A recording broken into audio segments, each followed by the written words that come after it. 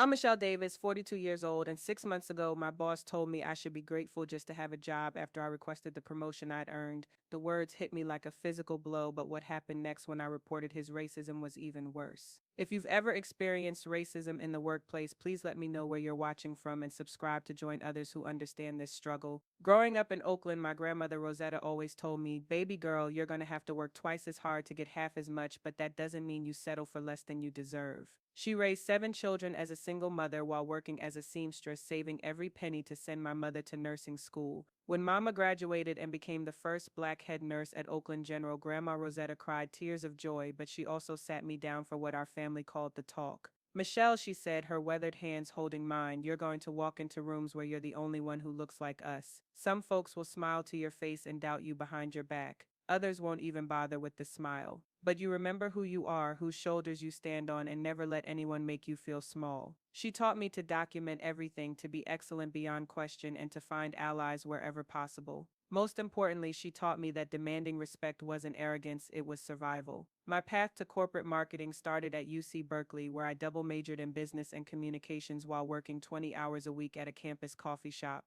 I remember walking across that stage at graduation, seeing Grandma Rosetta in her best purple dress, and knowing I was living proof of her sacrifices. My first job was at a small marketing firm in San Francisco, where my manager, Janet Kim, became the mentor who changed everything. "Michelle," she told me during my first review, "you have a gift for understanding what makes people connect with brands. Don't let anyone convince you that your perspective isn't valuable." For 5 years, I absorbed everything I could about digital marketing, social media strategy, and brand development. I noticed how often my ideas about reaching diverse communities were initially dismissed, then quietly implemented by others who received the credit. But Janet taught me to speak up in meetings, to put my ideas in writing with timestamps, and to build relationships across departments. When I suggested we partner with local Black-owned businesses for our community outreach campaigns, the results exceeded projections by 30%. That success opened doors, and when Janet left to start her own agency, she recommended me for a senior role at Meridian Technologies.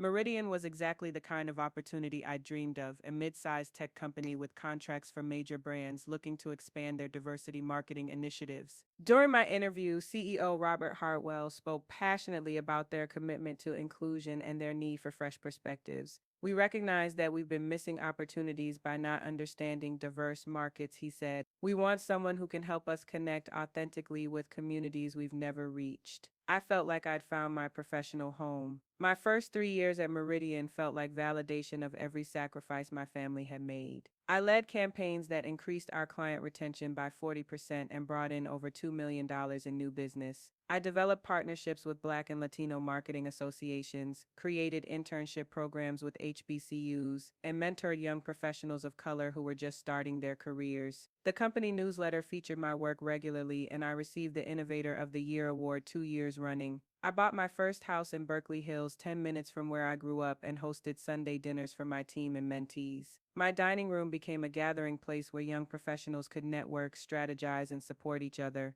Alicia, a recent Howard graduate, would bring her grandmother's cornbread recipe. David, who transferred from our Dallas office, introduced us to his family's gumbo. These dinners reminded me why representation mattered. We weren't just colleagues, we were family. By year 4, I was managing the largest accounts and had been promised the Director of Strategic Partnerships role when it opened. My annual reviews were stellar, and I cultivated relationships with clients who specifically requested to work with me. I felt confident, respected, and ready for the next level. I'd even started speaking at marketing conferences about authentic diversity in advertising, often introducing myself with the phrase that would later feel so bitter: "I'm grateful for the opportunity to share what I've learned." But there were subtle signs I chose to ignore, moments that would crystallize into a pattern later. Comments about my natural rhythm when presenting campaigns targeting urban markets. Questions about whether my hair looked professional enough for client meetings. The way conversations would pause when I entered the break room, then resume with forced brightness. The way my suggestions in strategy meetings were often met with silence, then presented by others weeks later as brilliant new insights. The most telling sign was how my relationship with Robert Hartwell had shifted.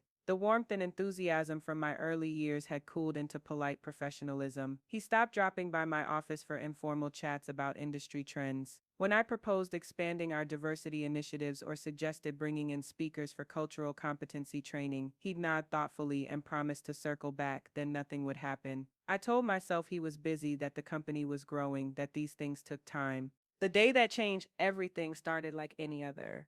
I arrived at 7:30 a.m. as always to review client reports before our 9 a.m. leadership meeting. I prepared a comprehensive presentation about the director position, including a detailed plan for expanding our strategic partnerships and metrics showing how my initiatives had directly contributed to company growth.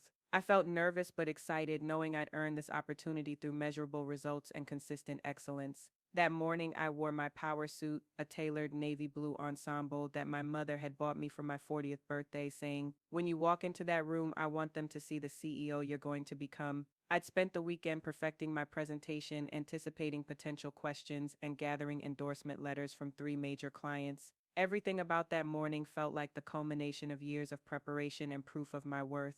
What I didn't know was that Robert Hartwell had already made his decision, and it had nothing to do with my qualifications. My family heritage runs deep into Oakland soil, back to my great-great-grandmother Carrie, who came west during the Great Migration, carrying nothing but hope and determination. She worked in the shipyards during World War II, one of the thousands of black women who helped build the ships that won the war. Her stories, passed down through generations of strong women, taught me that every door we walk through makes it easier for those who come behind us. Sunday dinners at my childhood home were where I learned the code switching that would serve me in corporate America. Around our table, filled with Grandma's fried chicken, Mama's mac and cheese, and my Aunt Gloria's sweet potato pie, we could speak in the rhythms that felt like home.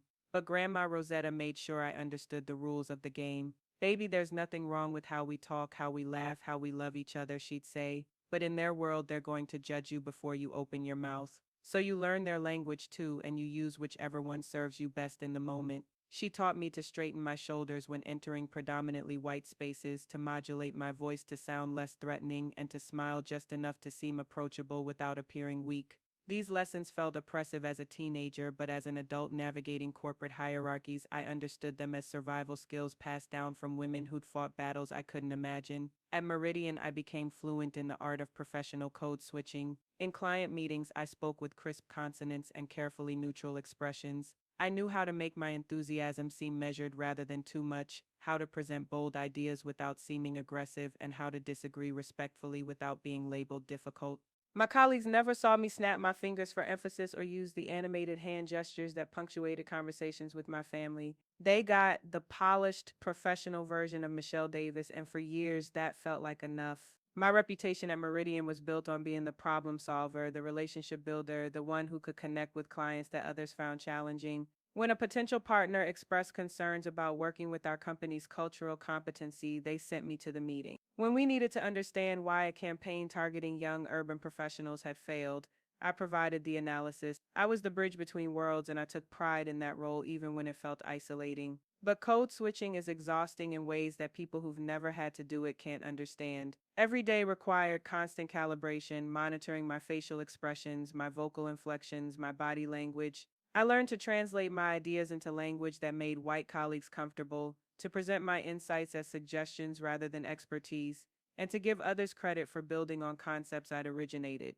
The toll of this constant performance was something I carried alone, sharing only in the safe spaces of my Sunday dinners and calls with Mama. The morning of September 15th started with my usual routine. I arrived early, reviewed my presentation notes one final time, and sent a quick text to my mother. "Today's the day. Pray for your baby girl." She responded with three heart emojis and a message I'd heard since childhood: "You got this. We all got you." Those words carried the weight of generations, the accumulated strength of women who'd survived and thrived despite systems designed to break them. The leadership meeting was held in the glass-walled conference room on the 14th floor, with views of San Francisco Bay that never failed to remind me how far I'd come. I was early as always and had my materials organized when Robert Hartwell entered with his usual coffee and confident stride. The other department heads filed in: David from sales, Jennifer from operations, and Mark from finance. We'd worked together for years, and I felt comfortable with this group, confident in my relationships with each of them. "Good morning, everyone," Robert began, settling into his chair at the head of the polished oak table.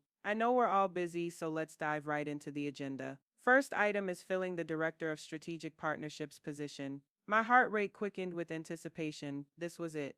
The moment I'd been preparing for, the promotion that would validate years of exceptional work and position me for even greater leadership opportunities. "I want to thank everyone who expressed interest in this role. Robert continued, his eyes moving around the table but somehow not quite meeting mine. It's a testament to our company culture that we have such strong internal candidates. He paused, and in that pause, I felt the first flutter of unease. Something in his tone, in the way he was avoiding direct eye contact with me, felt off.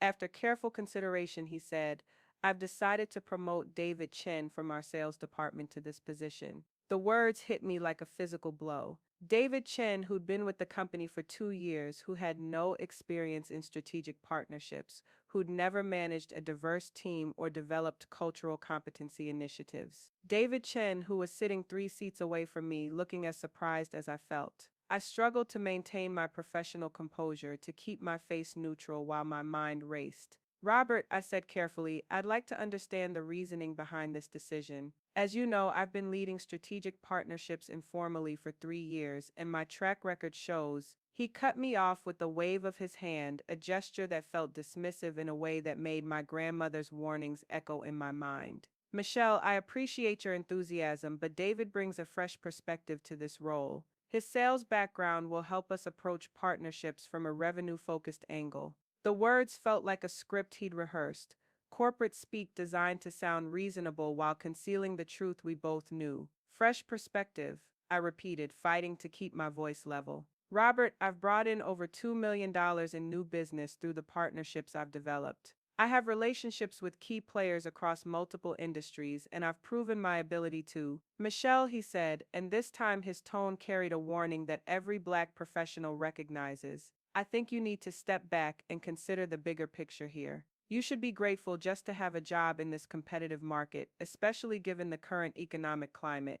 Not everyone gets the opportunities you've had here. The room fell silent. Jennifer shifted uncomfortably in her chair. Mark stared at his laptop screen. David looked mortified, but Robert maintained eye contact with me for the first time that morning, and in his expression I saw something that made my blood run cold. This wasn't a difficult business decision. This was deliberate. This was punishment for taking up too much space, for believing I deserved the same opportunities as my white colleagues, for forgetting my place. Grateful just to have a job, I repeated slowly, letting the words sink in. Here I was, their highest performing strategic partnerships manager, someone who'd exceeded every metric and goal, being told I should be grateful for the privilege of making other people money while being denied the advancement I'd earned. The phrase hung in the air like a challenge, and everyone in the room understood exactly what it meant. I looked around the table at people I'd considered allies, waiting for someone to speak up, to acknowledge the obvious injustice of what had just happened. But silence stretched between us, broken only by the soft hum of the air conditioning and the distant sound of traffic 14 floors below. In that moment, I realized that my years of excellent work, my careful navigation of corporate politics, my strategic relationship building had all been meaningless. I was still just a black woman who needed to remember her place. I see, I said finally, my voice steady despite the fury building in my chest. Well, congratulations to David. I'm sure he'll do great things in the role. I closed my laptop with deliberate calm, gathered my presentation materials, and stood up. If you'll excuse me, I have work to do. As I walked toward the door, Robert called after me.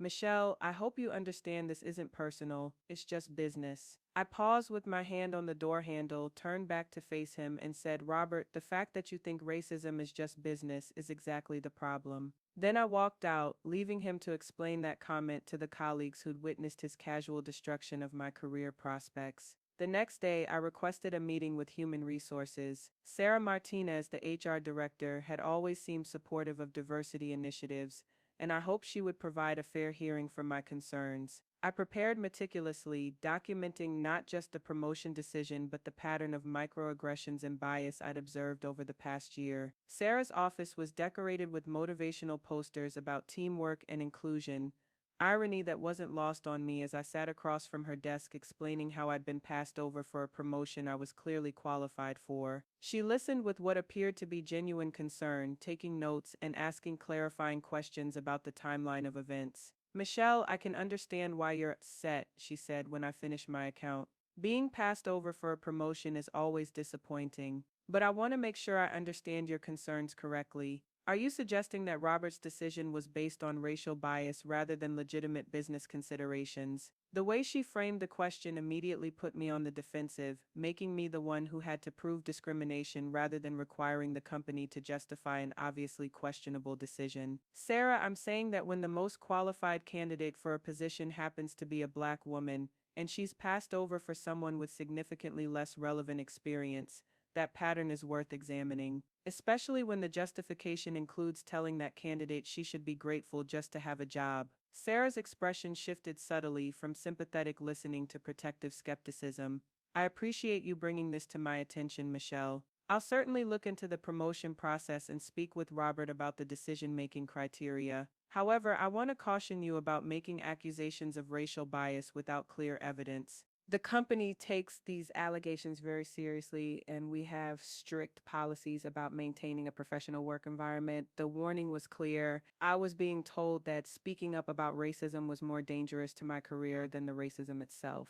This is the moment when many people back down, when the fear of retaliation overwhelms the desire for justice. But sitting in that sterile office, looking at posters about inclusion while being told to stay quiet about exclusion, I thought about Grandma Rosetta and the battle she'd fought without any HR department to turn to. Sarah, I'm not making accusations, I'm reporting facts. Robert told me I should be grateful just to have a job when I questioned why I was passed over for a promotion I'm clearly qualified for. If that's not concerning to you as an HR professional, then we have very different definitions of what constitutes appropriate workplace behavior. She promised to investigate and get back to me within 2 weeks. What I didn't know then was that my complaint had marked me as a troublemaker, and the investigation would focus more on finding ways to discredit my concerns than on addressing the obvious bias in Robert's decision. 2 weeks later, Sarah called me back to her office. This time, Robert was there too, along with Jennifer from operations, who'd been present during the promotion announcement. The setup felt like a tribunal, and I immediately understood that this wasn't going to be the fair hearing I'd hoped for. Michelle, Sarah began, we've completed our investigation into your concerns about the promotion process. After speaking with everyone involved and reviewing the relevant documentation, we've determined that Robert's decision was based on legitimate business factors. David's sales background and his relationships with key accounts made him the strongest candidate for the director position. I listened as they outlined their findings, a carefully constructed narrative that painted my complaint as the result of disappointment rather than discrimination. They had explanations for everything. David's lack of strategic partnerships experience would be balanced by his sales acumen. His shorter tenure at the company meant he could bring fresh eyes to the role. The fact that I'd been passed over wasn't evidence of bias but proof of the company's commitment to considering all qualified candidates. Furthermore, Sarah continued, several colleagues have expressed concerns about your attitude and professionalism since the promotion was announced.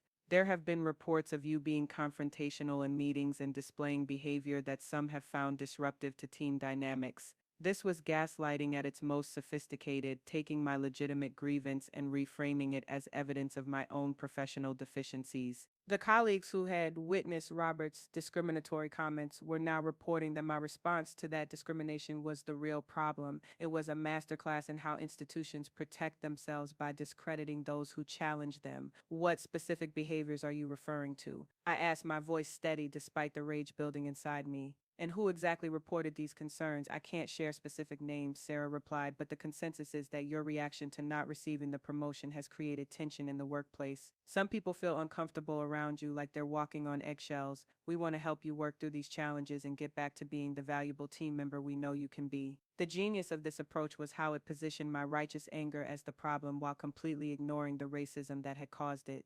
They were asking me to be grateful for my mistreatment and to apologize for having the audacity to object to it. It was exactly the kind of institutional gaslighting that keeps systems of oppression functioning smoothly. Robert spoke for the first time since I'd entered the room. Michelle, I want you to know that I value your contributions to this company. Your work on diversity initiatives has been important, and I hope we can move forward constructively. But I need to know that you're committed to being a team player and supporting the decisions that have been made. The subtext was crystal clear: fall in line or face consequences, accept your place in the hierarchy or risk losing the job I'd been told to be grateful for. This was the choice that countless Black professionals face when they dare to challenge workplace racism, submit to ongoing discrimination, or risk everything they've worked to build. But I thought about my Sunday dinner table, about the young professionals who looked to me for guidance, about Grandma Rosetta who taught me that dignity was more important than comfort. I thought about every black woman who'd stayed silent to keep her job and everyone who'd spoken up and paid the price, and I made my choice. I appreciate your feedback, I said, standing up to signal that this meeting was over.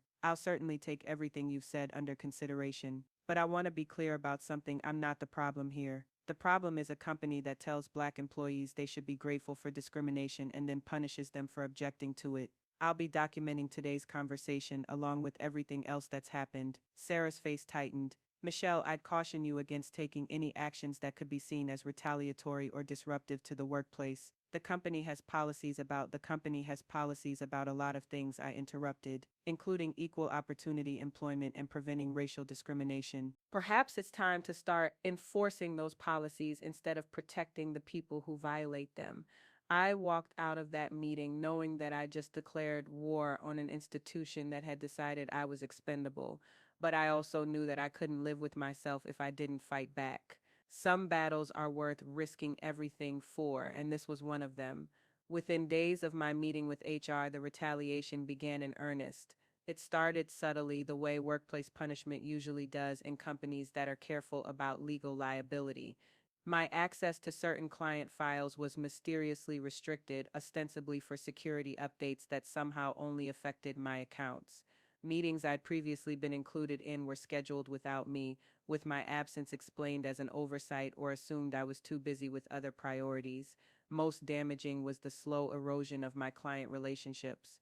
Robert began inserting himself into my accounts, telling clients that he wanted to ensure they were receiving senior level attention for their important projects. During a video call with Martinez Industries, one of my most successful partnerships, I watched him subtly undermine my authority by questioning my strategic recommendations and suggesting alternative approaches that contradicted months of successful collaboration. Michelle has done solid work on the foundational elements, he told Elena Martinez, the CMO who'd specifically requested to work with me. But as we move into the next phase, I think it's important to bring in some additional strategic oversight to ensure we're maximizing opportunities. Elena looked confused. She'd been thrilled with our campaign results and had already committed to expanding our partnership. Now she was being told that my work needed supervision. The psychological warfare was expertly executed. In team meetings, my ideas were met with polite dismissal or redirected to other people for further development. When I proposed new partnership opportunities, I was told that budget constraints required us to focus on existing relationships, then watched as David Chen announced those same opportunities as his initiatives weeks later. My decade of institutional knowledge and client relationships was being systematically transferred to other people while I remained in place as a shell of my former role. Alicia, one of my mentees, started avoiding our regular check-ins. When I finally cornered her in the break room, she looked around nervously before speaking. Michelle, I need to be careful, she whispered. Someone told me that being too closely associated with you right now might hurt my career prospects. I don't want to believe it, but I also can't afford to take risks. This was perhaps the cruelest aspect of the retaliation, watching how it isolated me from the young professionals I'd spent years supporting. The community I'd built through my Sunday dinners and mentorship programs was being poisoned by fear. People who'd benefited from my guidance were now afraid to be seen with me, understanding that my status as a troublemaker could be contagious. David, my colleague from the Dallas office, was more direct when he called me on a Friday evening. Michelle, I've been hearing things, he said. Word is getting around that you filed some kind of discrimination complaint and management is not happy about it. People are saying you should probably start looking for other opportunities. People are saying I repeated, or management is saying, does it matter? The message is clear. They want you gone and they're going to make your life miserable until you leave voluntarily. It's cheaper than firing you and safer than risking a lawsuit. This conversation crystallized something I've been reluctant to acknowledge. Meridian Technologies wasn't going to address the discrimination I'd experienced. Instead, they were doubling down on it, using every tool at their disposal to force me out while maintaining plausible deniability about their motives. They were betting that I'd eventually get tired of fighting and quietly disappear, allowing them to return to business as usual. But they'd made one crucial miscalculation. They assumed I was fighting alone. That weekend, I called a family meeting at my mother's house in Oakland. Around the same kitchen table where I'd learned about code switching and survival strategies, I laid out everything that had happened. Mama listened with growing anger, occasionally muttering, "Lord have mercy," under her breath. My cousin Jasmine, a civil rights attorney based in Los Angeles, took notes and asked pointed questions about documentation and witnesses. "Baby girl," Mama said when I finished, "this ain't about you anymore. This is about every black woman who's ever been told she should be grateful for crumbs while watching less qualified people eat cake. You can't let this slide." Jasmine was more clinical but equally determined. "Michelle, what they're doing is textbook retaliation, and the documentation you've been keeping is excellent. We need to think strategically about how to proceed. This company is counting on you being isolated and overwhelmed, but you're not alone in this fight." That night, I made a decision that would change everything. Instead of suffering in silence or looking for another job, I was going to make Meridian Technologies accountable for their actions. Not just for me, but for every person of color who'd ever been told to be grateful for discrimination. It was time to turn the tables. The following Monday, I walked into Meridian with a different energy. Instead of the defensive posture I'd maintained since filing my complaint, I carried myself with the confidence of someone who knew her worth and was prepared to prove it. I had a plan, and for the first time in weeks, I felt hopeful rather than angry. My first step was documenting everything with the precision of a legal scholar. Every email, every meeting, every interaction was recorded with timestamps and context. When David Chen took credit for my partnership strategy during a client presentation, I saved the video recording and traced the original idea back to emails I'd sent months earlier. When Robert excluded me from strategy sessions, I documented which decisions were made without my input and how those decisions contradicted established best practices. More importantly, I began reaching out to my network outside Meridian. 5 years of building relationships in the marketing industry had given me connections at competing firms, client companies, and industry organizations. I wasn't ready to leave Meridian yet, but I was laying the groundwork for what might come next. Every conversation reinforced what I already knew. My reputation in the industry was solid, and my experience was valued by people who didn't have to manage their own racial biases. Elena Martinez from Martinez Industries proved to be a crucial ally. During a coffee meeting that ostensibly focused on campaign strategy, she asked pointed questions about the changes in our partnership dynamic. "Michelle, I have to be honest, I'm concerned about the direction things are heading. You and I developed a strong working relationship based on mutual respect and shared goals. Lately, it feels like there are too many cooks in the kitchen and the results are suffering." Her observation gave me the opening I needed. "Elena, I appreciate your confidence in my work. There have been some internal changes at Meridian that have affected how we manage client relationships. I want to ensure that whatever happens, you continue to receive the level of service and strategic insight you deserve. Is there something I should know about?" she asked directly. "Because if there are problems at Meridian that might affect our partnership, I need to understand what we're dealing with." This was the moment I'd been preparing for. Elena Martinez was more than a client. She was a successful Latina executive who understood the challenges of navigating corporate America as a woman of color. If anyone would understand my situation, it would be her. "Elena, I'm facing some challenges related to discrimination and retaliation at Meridian. It's affecting my ability to serve you at the level we've both come to expect. I'm documenting everything and working with legal counsel to address the situation, but I wanted you to be aware in case it impacts our projects." Her expression shifted from concern to anger. "Are you telling me that Meridian is discriminating against you? The same company that's been trumpeting their diversity initiatives and using your work as examples of their inclusive practices." "That's exactly what I'm telling you, and I'm not the only one experiencing it." Elena leaned back in her chair, processing this information. "Michelle, Martinez Industries has a very clear policy about working with vendors who don't share our values around diversity and inclusion. If what you're describing is accurate, it's going to impact our business relationship with Meridian significantly." This conversation opened up a new front in my battle with Meridian. Instead of fighting alone within the company, I was building external pressure from clients who valued my work and shared concerns about discriminatory practices. Elena wasn't the only client who responded this way. Over the following weeks, I had similar conversations with decision makers at 3 other major accounts. The shift in dynamic was immediate and unmistakable. Suddenly, Robert was receiving concerned calls from clients asking about changes in account management and expressing preferences for working directly directly with me. David Chen, despite his new title, lacked the relationships and credibility to reassure clients who were questioning Meridian's commitment to the values they claimed to represent. Robert called me into his office on a Thursday afternoon, his demeanor more frustrated than threatening. Michelle, I'm getting calls from clients expressing concerns about our account management structure. Some of them are specifically asking to work with you rather than David, which is undermining the organizational changes we've implemented. That's interesting, I replied neutrally. What kind of concerns are they expressing? Look, we both know what's happening here. You're poisoning our client relationships because you're upset about the promotion decision. This kind of behavior is unprofessional and potentially damaging to the company. I had prepared for this conversation knowing that my external pressure campaign would eventually provoke a response. Robert, I'm confused about what you're suggesting. Are you saying that clients shouldn't have preferences about who they work with?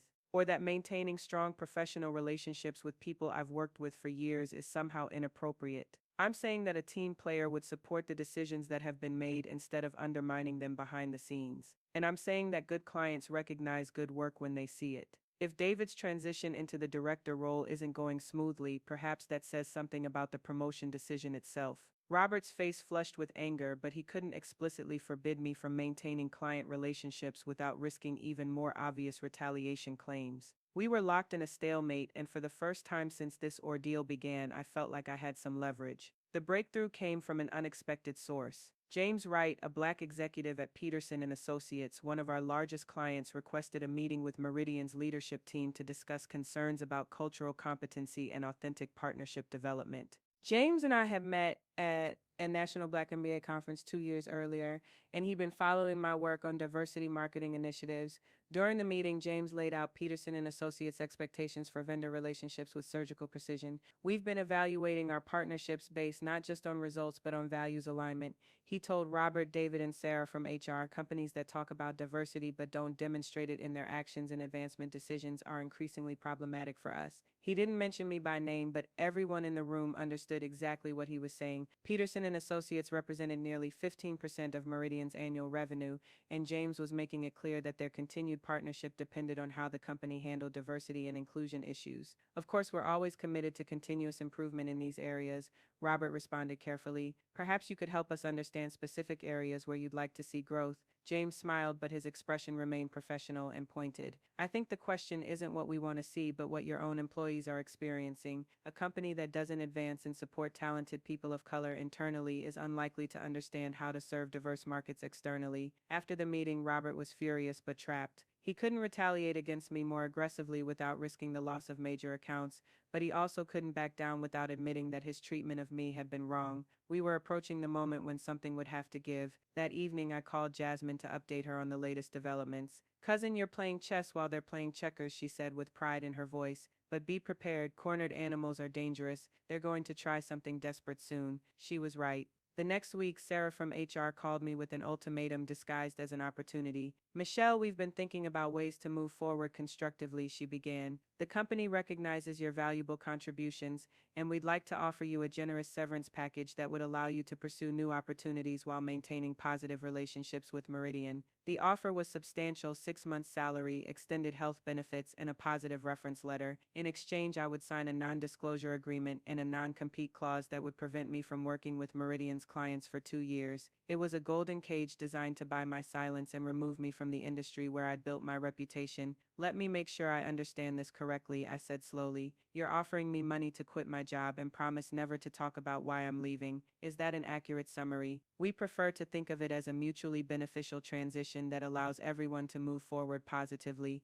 Sarah, what would happen if I declined this generous offer? She paused, and in that pause I heard the threat she couldn't explicitly make. Well, we continue to work together in your current role, of course. Though I should mention that we're conducting a comprehensive review of all positions and may need to make some structural changes in the coming months. There it was, the choice between taking money to disappear quietly or staying to fight a battle that would likely end with my termination anyway. It was the same choice that countless black professionals had faced before me, and I understood why many chose to take the money and leave. Fighting institutional racism is exhausting, expensive, and often futile. But I thought about Grandma Rosetta, who'd fought battles with no HR department to turn to and no severance packages to soften the blow. I thought about the young professionals who looked to me for guidance and the clients who trusted me to deliver results. Most importantly, I thought about the precedent I'd be setting that racism could be resolved with money and silence, that companies could buy their way out of accountability. Sarah, I appreciate the offer, but I'm going to decline.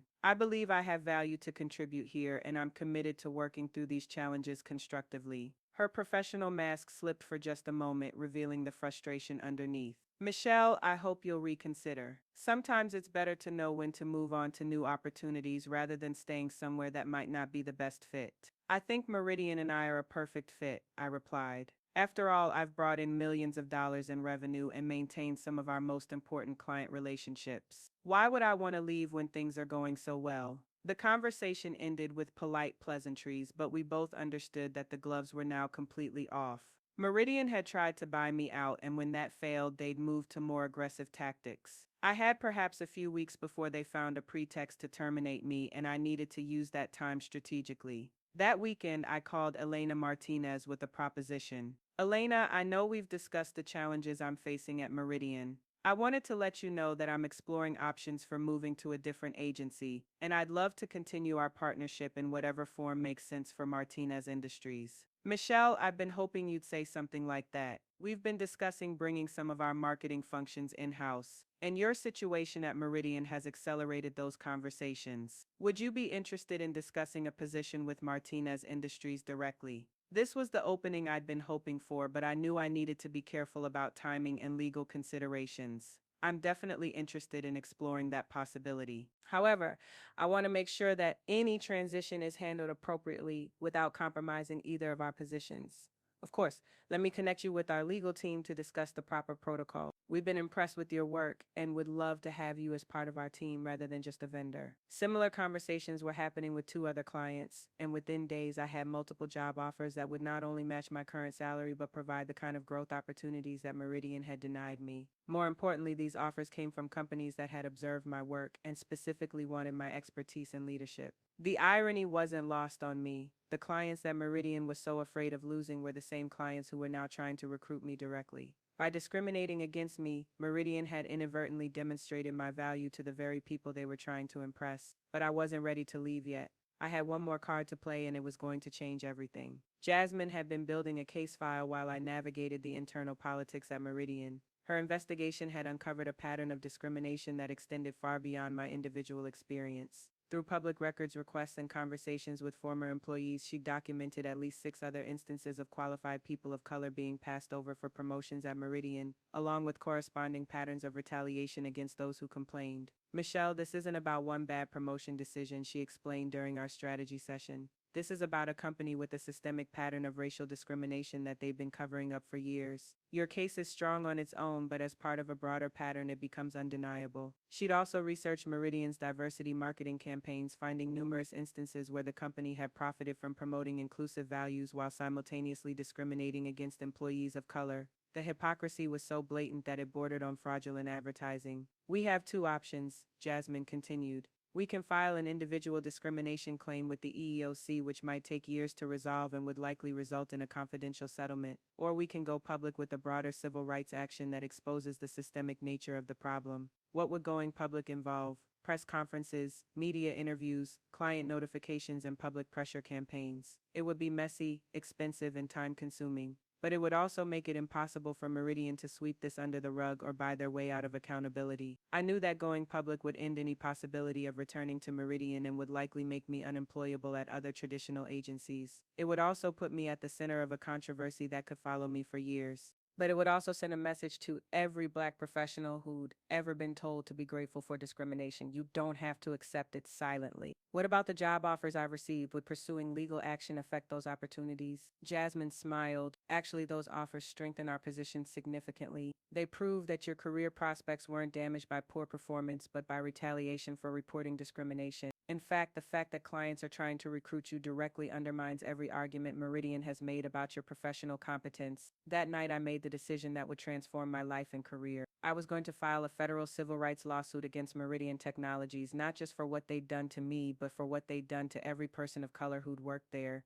I was going to make their discrimination expensive, public, and impossible to ignore. The next morning, I walked into Meridian for what I knew would be one of my last days as an employee. But instead of feeling defeated or afraid, I felt powerful. For the first time in months, I wasn't reacting to their moves. I was about to make a move that would change the entire game. Robert was in for the surprise of his lifetime. The press conference was scheduled for 2 p.m. on a Tuesday, exactly 3 months after Robert Hartwell had told me I should be grateful just to have a job. Jasmine had coordinated with civil rights organizations, local media, and advocacy groups to ensure maximum coverage. The steps of the federal courthouse in downtown San Francisco provided the perfect backdrop for what we were about to announce. But before going public, I had one final conversation with Meridian's leadership. At 10 a.m. that morning, I walked into the glass conference room where this whole ordeal had started, accompanied by Jasmine and armed with a legal filing that would change everything. Robert, Sarah from HR, and Jennifer from operations sat across from us, their expressions ranging from confused to concerned. They'd been told this was a meeting to discuss my ongoing employment status, but the presence of my attorney suggested something more serious. Thank you for meeting with us, Jasmine began professionally. We're here to notify Meridian Technologies that Miss Davis is filing a federal civil rights lawsuit alleging systematic racial discrimination and retaliation. This courtesy notification is being provided before we make the filing public this afternoon. The silence in the room was deafening. Robert's face cycled through disbelief, anger, and calculation as he processed what he'd just heard. Sarah immediately went into damage control mode, her HR training kicking in despite the obvious panic in her eyes. I think there's been some misunderstanding here, Robert said carefully. We've bent over backwards to accommodate Michelle's concerns and even offered her a generous severance package to ensure a smooth transition. This seems like an extreme escalation. Jasmine placed a thick folder on the table. Mr. Hartwell, this lawsuit documents a pattern of racial discrimination at Meridian that extends far beyond Miss Davis's individual experience. We have evidence of at least 6 other employees of color who were passed over for promotions, subjected to retaliation for reporting bias, or forced out of the company after challenging discriminatory practices. She opened the folder and began displaying documents, email chains, promotion records, performance reviews, and sworn statements from former employees. The evidence was overwhelming and undeniable, painting a picture of a company that systematically undervalued and mistreated its employees of color while profiting from diversity marketing campaigns. Furthermore, Jasmine continued, we have documented evidence of retaliation against Miss Davis following her complaint, including exclusion from meetings, redistribution of her accounts, and attempts to isolate her from clients and colleagues. The offer of severance in exchange for a non-disclosure agreement constitutes an additional attempt to cover up discriminatory practices. Sarah was frantically taking notes, probably calculating legal exposure and insurance coverage. Jennifer looked mortified, perhaps realizing that her silence during the original promotion meeting had made her complicit in what was unfolding. Robert tried one last manipulation. Michelle, I hope you understand what you're doing here. This kind of legal action could be very damaging to your reputation in the industry. People don't like to work with someone who sues their employers. You might win a settlement, but you could lose your career. This was the final insult threatening my career as punishment for demanding equal treatment. But I wasn't the same person who'd sat in this room 3 months ago hoping for validation from people who'd already decided I didn't deserve it. Robert, I said, standing up to face him directly, my career is about to get very interesting. This afternoon, when we announce this lawsuit, I'll also be announcing that I'm starting my own strategic partnerships consulting firm. 3 of your largest clients have already committed to working with me directly, and several others have expressed interest in following suit. The blood drained from his face as the full implications hit him. Not only was he facing a high-profile discrimination lawsuit, but I was about to become his direct competitor with a built-in client base of companies that were already questioning Meridian's values and practices. You can't do that, he sputtered. You have a non-compete agreement, and those are our clients. Jasmine smiled. Actually, Mr. Hartwell, non-compete agreements are largely unenforceable in California, especially when the employee was subjected to discriminatory treatment. And clients are free to choose their service providers based on their own criteria, including their assessment of a company's commitment to diversity and inclusion. The meeting ended with Meridian's legal team promising to review our filing and respond appropriately, but we all knew that the damage was already done. Within hours, this story would be public, and Meridian's carefully crafted reputation as a progressive, inclusive company would be in ruins. As we walked out of that conference room for the last time, I felt a weight lifting from my shoulders that I hadn't even realized I'd been carrying. For months, I've been fighting for validation from people who'd already decided I wasn't worthy of it. Now I was fighting for something much more important: justice, accountability, and the right of every professional to be judged by their merit rather than their race. The press conference was everything we'd hoped for and more. Local news stations led with the story, and by evening it had been picked up by national outlets. The contrast between Meridian's diversity marketing campaigns and the discrimination allegations created exactly the kind of narrative that journalists love. Corporate hypocrisy exposed by brave whistleblower. Elena Martinez from Martinez Industries was one of the first to issue a statement. Martinez Industries is suspending all contracts with Meridian Technologies pending a full investigation of these serious allegations. We have a zero-tolerance policy for discrimination, and we cannot continue partnerships with vendors whose practices contradict our values. Within 48 hours, 3 more major clients had suspended their contracts, and Meridian's stock price had dropped by 12%. The financial impact of their discrimination was immediate and devastating, proving that racism isn't just morally wrong, it's bad for business. But the most satisfying moment came during my first media interview, when a reporter asked if I regretted taking such a public stand instead of quietly accepting the severance offer. I thought about my grandmother, I answered, who taught me that some battles are worth fighting even when you can't see how they'll end. She told me that every door we walk through makes it easier for those who come behind us. I couldn't take money to stay quiet about injustice because that would have closed doors for other people who deserve better. The interview clip went viral, shared thousands of times by professionals who recognized their own experiences in my story. My phone rang constantly with messages of support from colleagues, former clients, and complete strangers who'd faced similar discrimination. But more importantly, I heard from young professionals of color who told me that seeing someone fight back had inspired them to demand better treatment in their own careers. 6 months later, Meridian Technology settled the lawsuit for an undisclosed amount, but more importantly, they agreed to implement comprehensive diversity and inclusion reforms overseen by an independent monitor. Robert Hartwell was removed as CEO, and the company hired its first chief diversity officer,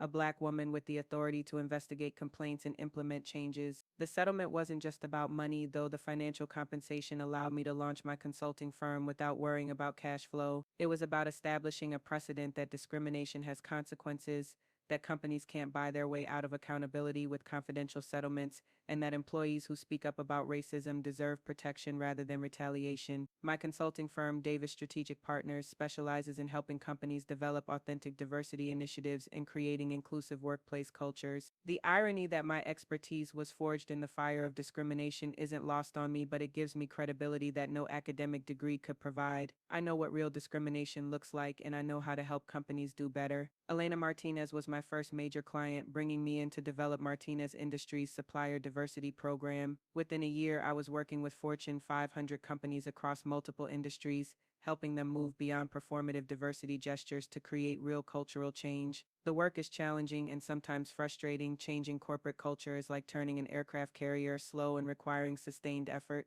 But every policy change, every promotion of a qualified person of color, every young professional who tells me they feel valued and respected at work reminds me why this fight was worth it. Perhaps most importantly, I've been able to create the kind of mentor network I wish I'd had during my early career. My Sunday dinners evolved into monthly networking events for professionals of color, providing safe spaces to share challenges, celebrate successes, and develop strategies for advancement. The young people who attend these gatherings approach their careers with the confidence I didn't have at their age, knowing they have advocates and allies who understand their experiences. David Chen ironically became one of my strongest supporters within the industry. 6 months into his role as Director of Strategic Partnerships at Meridian, he reached out to apologize for accepting a promotion he knew he wasn't qualified for. "I've struggled in this role," he admitted. "Every day has made it clear that you were the right person for the job, and I was complicit in an injustice by accepting it." His honesty meant more to me than any formal apology from Meridian's leadership. It took courage for him to acknowledge his role in my mistreatment, and his willingness to do so publicly helped other employees understand how they could be better allies in the future. The changes at Meridian have been substantial. Under new leadership, the company has tripled its number of employees of color in management positions, implemented unconscious bias training for all supervisors, and created transparent promotion criteria that reduce subjective decision-making. They've also established an employee resource group for professionals of color, providing the kind of internal support network that might have prevented my situation from escalating. But systemic change takes time, and I know that discrimination hasn't disappeared just because one company was held accountable. The calls I receive from employees facing similar situations remind me that the fight for workplace equality is ongoing, requiring constant vigilance and courage from those willing to speak up. Last month, I spoke at my alma mater, UC Berkeley, addressing graduating seniors about navigating corporate America as professionals of color. After my presentation, a young black woman approached me with tears in her eyes. "Miss Davis," she said, "I just wanted to thank you for showing us that we don't have to accept discrimination silently. Your story gave me the courage to report bias I experienced during my internship, and because I spoke up, the company implemented new training protocols. You helped me understand that we don't have to be grateful for mistreatment just because we're told we should be." Standing there in my old campus looking at this brilliant young woman who refused to accept less than she deserved, I thought about Grandma Rosetta and the battle she'd fought without any legal protections or media support. I thought about my mother who'd navigated her own challenges as the first black head nurse at Oakland General, and I thought about all the women who would come after us, walking through doors we'd fought to open. The young woman asked for one final piece of advice. What would you tell someone who's afraid to speak up because they might lose their job? I thought for a moment about everything I'd learned, about the cost of silence and the price of speaking truth to power. I'd tell them that you might lose a job, I said, but you'll keep your dignity. And in my experience, people who value your dignity are the ones worth working for anyway. The transformation in my life has been profound, but the most important change is internal. I no longer walk into rooms wondering if I belong there or if I should be grateful for the opportunity to prove myself. I walk in knowing my worth, prepared to share my expertise with people who recognize its value. When someone questions my qualifications or suggests I should be grateful for opportunities I've earned, I smile and think about Robert Hartwell's shocked face when he realized that discrimination had consequences. My story isn't unique. Countless black professionals have faced similar challenges, and many continue to fight these battles every day. What makes my experience different is that I had the resources, support, and legal protection to fight back effectively. Not everyone has those advantages, which is why those of us who do have an obligation to use them responsibly. The work continues. Last week, I received a call from a talented black engineer who's being passed over for promotions at a major tech company. Next month, I'm consulting with a law firm whose employees of color report feeling excluded from leadership opportunities. The patterns are depressingly familiar, but so is the resilience and determination of the people fighting to change them. Every case reminds me that individual success isn't enough. We need systemic change that makes discrimination expensive and inclusion profitable. We need leaders who understand that diversity isn't charity but good business practice. Most importantly, we need young professionals who refuse to accept discrimination as the price of career advancement. Today, when young professionals ask me about navigating workplace bias, I tell them what my grandmother told me. Updated for a new generation, you're going to work twice as hard to get what you deserve, but that doesn't mean you settle for half of what you're worth.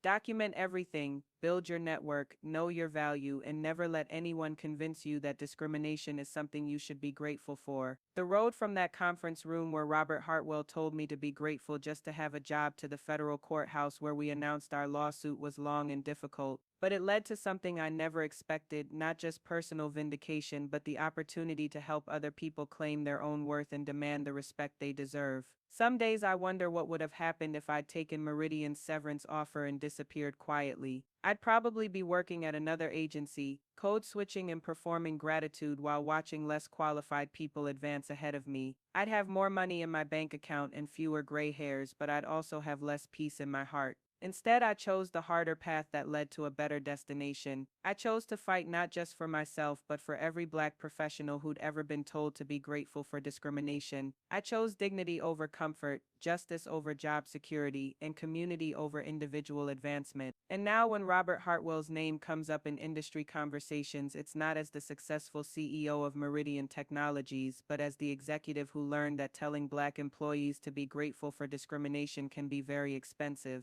Meanwhile, Davis Strategic Partners continues to grow, helping companies build the kind of inclusive cultures where talented people of all backgrounds can thrive. The best revenge, it turns out, isn't it's getting ahead while helping others do the same. Every client contract I sign, every young professional I mentor, every company that changes its practices because of my advocacy is proof that speaking up about injustice can lead to something better than silence ever could. If you're watching this and facing your own workplace discrimination, please know that you don't have to accept it silently. Document everything, build your support network, know your worth, and remember that some battles are worth fighting even when you can't see how they'll end. The doors we open by demanding equality make it easier for those who come behind us.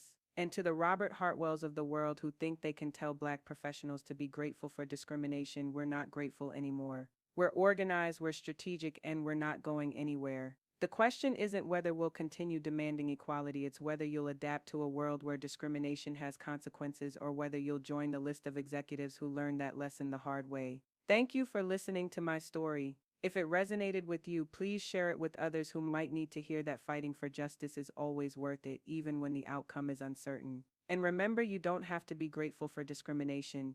You have the right to demand better and the power to create change when systems fail to protect you.